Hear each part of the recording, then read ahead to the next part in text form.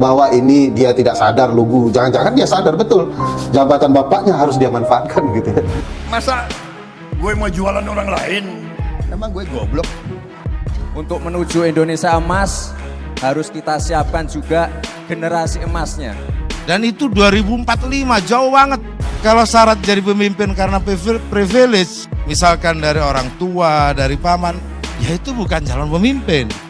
Apanya yang mau dikerjakan kalau visi misinya itu tidak jelas, ide dan gagasannya itu tidak konklusif. Assalamualaikum warahmatullahi wabarakatuh. Kembali lagi di channel Prayoga Muhammad. Nah, gimana kabar kalian semua? Semoga baik-baik saja ya. Gua doain semua rezekinya dilancarkan dan juga sehat walafiat tentunya untuk bahagia menjalani hari-hari ini. Nah, di mana hari-hari ini juga lagi rame-ramenya ya musim politik guys, di mana semua orang ingin mengungkapkan keresahan dalam hatinya. Ya, sudah tak terbendung lagi ya ocehan ataupun kritikan dari para netizen. Tentunya hal itu untuk membangun bangsa ini ya, membangun para pejabat untuk menjadi yang lebih baik lagi. Karena tanpa adanya kritikan, mereka tidak akan tahu di mana salahnya. Tentu juga kritikan ada yang tidak membangun ya, tapi ya wajarlah, namanya juga ini adalah dunia demokrasi, semua orang bisa berbicara. Nah, kali ini lagi-lagi ya pasangan calon presiden 02 yang masih saja santer digandrungi dan dibicarakan oleh masyarakat luas. Dan ini adalah salah satu video dari seseorang yang mengatakan bagaimana jika seorang pejabat telah mengkhianati partainya,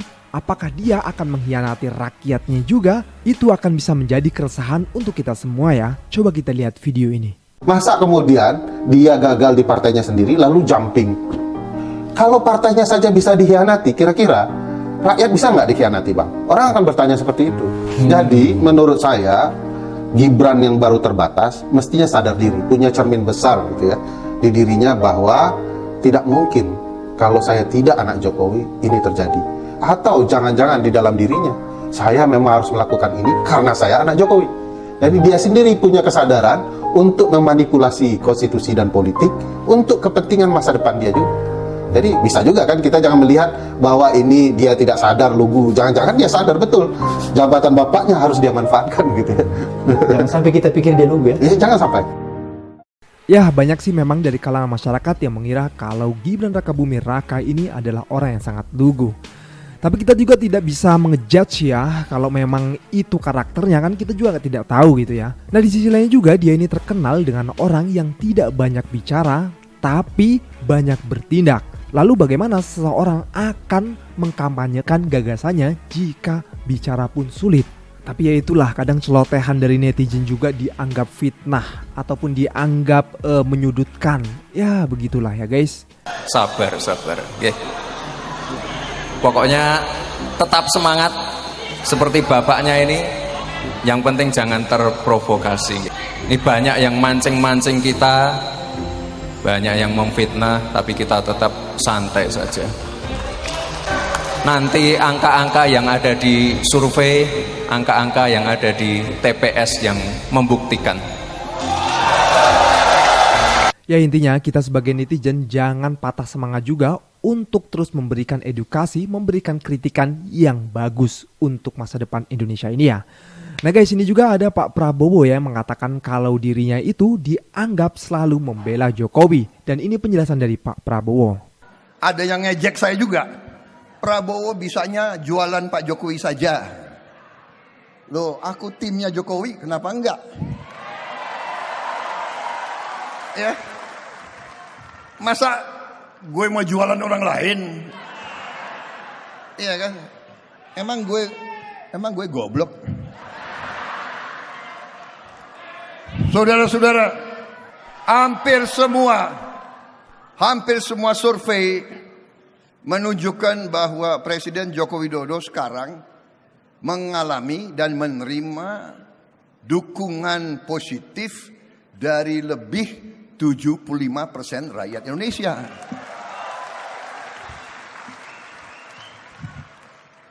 Untung konstitusi kita tidak mengizinkan lebih dari 2 periode. Kalau enggak, gue nggak bisa jadi capres lagi nih.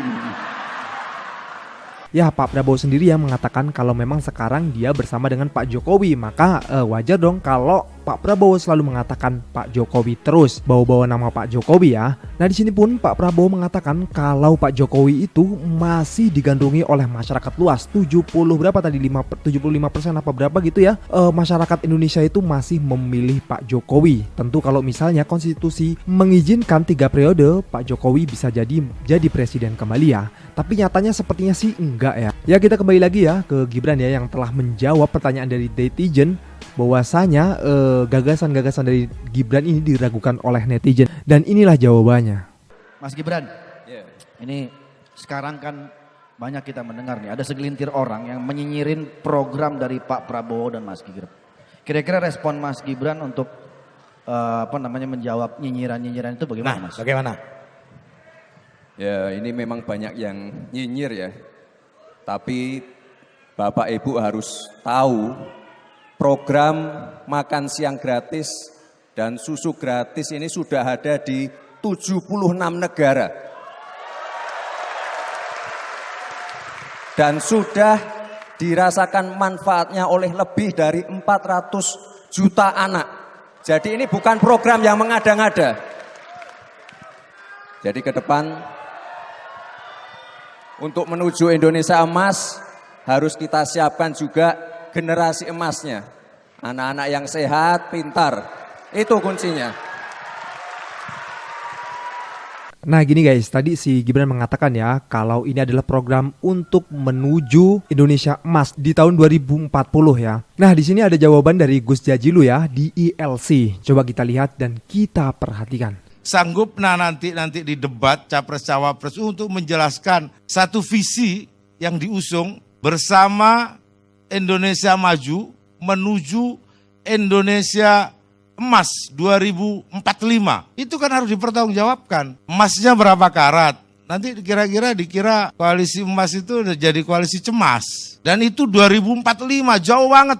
Kalau itu yang diusung oleh Pak Prabowo nggak akan lihat tuh 2045 tuh. Kalau Gibran sudah saya hitung umurnya masih lihat 2045. Nah oleh sebab itu Bang Karni, kesempatan debat ini adalah peluang untuk memaparkan seluruh visi misi sekaligus argumentasinya. Sekaligus agar pemilih itu tidak beli kucing di dalam karung. Jelas runtutan dan tahap-tahapnya dari pasangan yang ada. Apalagi Bang Karni hari ini kita saksikan mungkin seumur hidup Bang Karni juga. Ini kan debat yang spesial sebenarnya karena diikuti oleh seorang putra presiden yang usianya masih sangat muda yang diberikan privilege dengan mengubah konstitusi. Seberapa penting dan seberapa canggih pikirannya untuk mengatur, memimpin Indonesia ke depan, ataukah hanya karena privilege? Jangan sampai, maksud saya begitu, karena nggak bisa debat, mic-nya bisa bicara sendiri Bang Karni. Kan banyak meme-meme begitu. Kalau pom bensin habis bensinnya, pomnya yang datang ke rumah. Kalau ada di pinggir sumur mau jatuh, sumurnya yang dipindah.